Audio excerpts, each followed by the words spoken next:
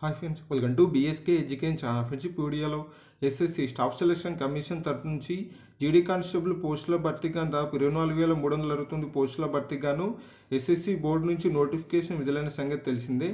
So ఆ notification సంబంధించి clarity video మా ఛానల్లో పోస్ట్ చేయడం జరిగింది. సో ఇప్పుడు ఈ వీడియోలో సబ్స్క్రైబర్స్ కోరిక మేరకు కొత్త పరీక్షా విధానంతో పాటు సిలబస్తో పాటు ఎగ్జామినేషన్ ప్రాసెస్లో వచ్చిన కొత్త మార్పులతో పాటు మరియు నెగిటివ్ మార్కింగ్ మరియు ఎగ్జామినేషన్ తెలుగులో కండక్ట్ చేశారో సంబంధించి పూర్తిగా వీడియోలో చూద్దాం. మీలో అయితే మన ఛానల్ మొదటిగా విజిట్ చేస్తున్నారో ఛానల్ని సబ్స్క్రైబ్ చేయడం ద్వారా మన ఛానల్లో ఎప్పుడు అప్లోడ్ చేసే ఇంపార్టెంట్ జాబ్ అప్డేట్స్ మిస్ కాకుండా ఉంటారు.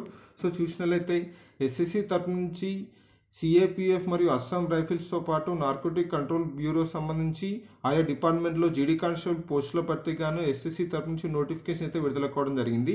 సో ఈ పోస్టులకు ఆన్లైన్ ద్వారా మాత్రం అప్లికేషన్ చేసుకోవాల్సి ఉంది. ఇంపార్టెంట్ డేట్స్లో భాగంగా చూసినట్లయితే అక్టోబర్ 27 నుంచి నవంబర్ 30 వరకు మీరు ఆన్లైన్లో అప్లికేషన్ అండ్ ఫీ పేమెంట్ అయితే చేసుకోవచ్చు. మరియు అప్లై చేసుకునే క్యాండిడేట్స్ సంబంధించి కంప్యూటర్ బేస్డ్ ఎగ్జామినేషన్ వచ్చేసి జనవరి 2023లో అయితే మీ కంప్యూటర్ బేస్డ్ ఎగ్జామినేషన్ను కండక్ట్ చేస్తారు.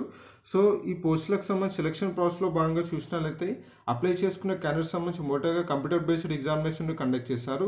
దాని తర్వాత ఎవరైతే కంప్యూటర్ బేస్డ్ ఎగ్జామినేషన్లో షార్ట్ లిస్ట్ అవుతారో వారికి ఫిజికల్ ఎఫిషియన్సీ టెస్ట్తో పాటు ఫిజికల్ స్టాండర్డ్ టెస్ట్ అయితే కండక్ట్ చేయడం జరుగుతుంది. సో ఎవరైతే పీఈటీ మరియు పిఎస్టీ క్వాలిఫై అవుతారో వారికి మెడికల్ ఎగ్జామినేషన్తో పాటు డాక్యుమెంట్ వెరిఫికేషన్ అయితే కండక్ట్ చేయడం జరుగుతుంది. సో ఈ విధంగా ఎస్ఎస్సి జీడీ పోస్టులకు సెలక్షన్ ప్రాసెస్ అయితే ఉండడం జరుగుతుంది.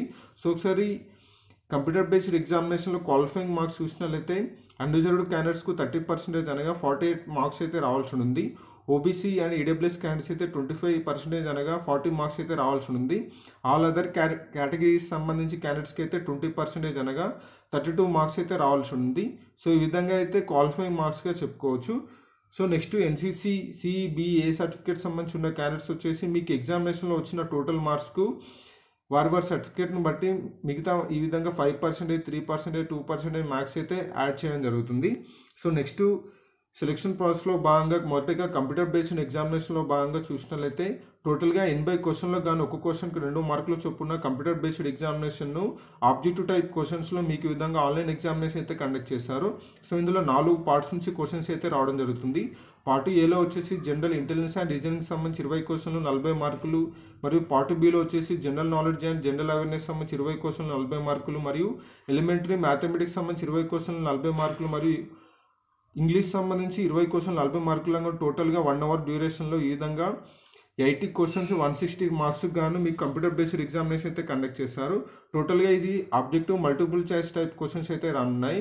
మరియు కంప్యూటర్ బేస్డ్ ఎగ్జామినేషన్లో క్వశ్చన్స్ వచ్చేసి ఇంగ్లీష్ అండ్ హిందీ లాంగ్వేజ్లో మాత్రమే రావడం జరుగుతుంది. సో అభ్యర్థులకు గమనించాలి. నెక్స్ట్ నెగిటివ్ మార్కింగ్ చూసినట్లయితే ఈసారి 0.5గా నెగిటివ్ మార్కింగ్ ఉంది. కావున ప్రతి ఒక్క తప్పు సంబంధానికి ఒక హాఫ్ మార్క్ అయితే కట్ చేయడం జరుగుతుంది. కావున అభ్యర్థులు అటెంప్ట్ చేసే ముందు ఆలోచించి అటెంప్ట్ చేయాల్సి ఉంది. మరియు ఎగ్జామినేషన్ డేట్స్కి సంబంధించి మీకు ఎగ్జామినేషన్ ఎస్ఎస్సి బోర్డుకు సంబంధించి అఫీషియల్ వెబ్సైట్లో పొందుపరచడం జరుగుతుంది. సో దానికి సంబంధించి ఎటువంటి అఫీషియల్ అప్డేట్ ఇచ్చినా ముందుగా బీఎస్కే ఎడ్యుకేషన్ ఛానల్లో పోస్ట్ చేయడం జరుగుతుంది. మరియు ఎగ్జామినేషన్ సంబంధించి హాల్ టికెట్స్ వచ్చి 1 వీక్ ముందుగానే మీకు ఇంటిమేట్ చేయడం జరుగుతుంది. సో నెక్స్ట్ ఎవరైతే ఎగ్జామినేషన్ క్వాలిఫై అవుతారో వారికి ఫిజికల్ ఎఫిషియన్సీ టెస్ట్ వచ్చేసి రన్నింగ్ రేస్లో భాగంగా మేల్ క్యాండిడేట్స్ అయితే 5 కిలోమీటర్స్ దూరాన్ని 24 మినిట్స్లో అయితే రన్ చేయాల్సి ఉంది. అదే ఫిమేల్ క్యాండిడేట్స్ అయితే 1.6 కిలోమీటర్స్ దూరాన్ని 8.5 మినిట్స్లో రన్ చేయాల్సి ఉంది. సో ఈ విధంగా ఫిజికల్ ఎఫిషియన్సీ టెస్ట్ ఎవరైతే రన్నింగ్ క్వాలిఫై అవుతారో మేల్ క్యాండిడేట్స్ 5 కిలోమీటర్స్ ఇన్ 24 మినిట్స్లో రన్నింగ్ క్వాలిఫై అయిన వారికి నెక్స్ట్ వారికి ఫిజికల్ స్టాండర్డ్ టెస్ట్ అయితే కండక్ట్ చేయడం జరుగుతుంది. సో ఈ విధంగా ఫిజికల్ ఎఫిషియన్సీ టెస్ట్ క్వాలిఫై అయిన వారికి ఫిజికల్ స్టాండర్డ్ టెస్ట్లో భాగంగా మేల్ క్యాండిడేట్స్ అయితే హైట్ వచ్చేసి 170 సెంటీమీటర్స్ మరియు ఫిమేల్ క్యాండిడేట్స్ అయితే 157 సెంటీమీటర్స్ అయితే ఉండాల్సి ఉంది. మరియు ఆల్ అదర్ క్యాండిడేట్స్ సంబంధించి ఎవరైతే ఎస్టీ క్యాండిడేట్స్ ఉంటారో మేల్ క్యాండిడేట్స్ 162.5 సెంటీమీటర్స్ ఉంటే సరిపోతుంది హైటు. అదే ఫిమేల్ క్యాండిడేట్స్ అయితే 150 సెంటీమీటర్స్ హైట్ ఉంటే సరిపోతుంది. సో ఈ విధంగా రిలాక్సేషన్ అయితే ఇవ్వడం జరుగుతుంది హైట్స్లో. సో ఎవరైతే పీఈటీ మరియు పిఎస్టీ క్వాలిఫై అవుతారో వారికి సంబంధించి పిఎస్టీలో భాగంగా మేల్ క్యాండిడేట్స్కి ఓన్లీ వచ్చేసి చెస్ట్ మెజర్మెంట్ అయితే ఉండడం జరుగుతుంది. చెస్ట్ మెజర్మెంట్లో భాగంగా ఊపిరి పీల్చుకున్నప్పుడు 80 సెంటీమీటర్స్ ఉండాల్సి ఉంటుంది, మరియు ఊపిరి పీల్చుకున్నప్పుడు 5 సెంటీమీటర్స్ అయితే పెరగాల్సి ఉంటుంది. అనగా నార్మల్గా 80 సెంటీమీటర్స్తో పాటు మీరు ఊపిరి పీల్చుకున్నప్పుడు 5 సెంటీమీటర్స్ అయితే పెరగాల్సి ఉంది. సో మరియు నెక్స్ట్ ఎస్టీ క్యాండిడేట్స్ ఎవరైతే ఉంటారో నార్మల్గా అయితే 76 సెంటీమీటర్స్ మరియు గాలి పీల్చుకున్నప్పుడు కంపల్సరీ 5 సెంటీమీటర్స్ అయితే ఎక్స్పాన్షన్ అయితే కావాల్సి ఉంది. సో ఈ విధంగా ఎస్టీ క్యాండిడేట్స్కి అయితే ఇక రిలాక్సేషన్ అయితే ఇవ్వడం జరుగుతుంది. సో ఎవరైతే ఫిజికల్ ఎఫిషియన్సీ టెస్ట్ మరియు ఫిజికల్ స్టాండర్డ్ టెస్ట్ క్వాలిఫై అవుతారో వారికి మెడికల్ ఎగ్జామినేషన్ అయితే కండక్ట్ చేయడం జరుగుతుంది. మీకు మెడికల్ ఎగ్జామినేషన్ సంబంధించి వెరిఫైడ్ డాక్యుమెంట్ చూసినట్లయితే ఎస్ఎస్సి మెమోతో పాటు మరియు మీ రెసిడెన్స్ సర్టిఫికేట్ మరియు మీకు ఎన్సీసీ సర్టిఫికేట్ ఉన్నట్లయితే ఎన్సీసీ సర్టిఫికేట్ను తీసుకెళ్లాల్సి ఉంది. దాంతోపాటు మీ క్యాస్ట్ సర్టిఫికేట్ను కూడా తీసుకెళ్లాల్సి ఉంది.